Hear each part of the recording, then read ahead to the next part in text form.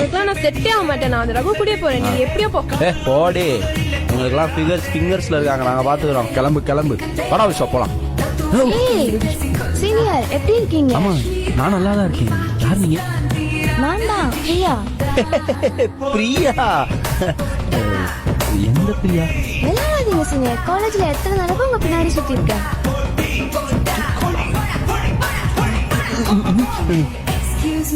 சரி, நீங்க எங்க இங்க? நானா? நான் இங்க ஃப்ரெண்டு வீட்டுக்கு வந்திருக்கேன். என் வீடு இங்கதான் இருக்கு, வாங்கல. அப்படியா? ஆனா காலேஜ்ல எப்படி பார்த்தேன்னா அப்படியே இருக்கீங்க. சரி, இப்போ பார்த்து சொல்லுங்க, நீங்க சிங்கிளா கமிட்டடா?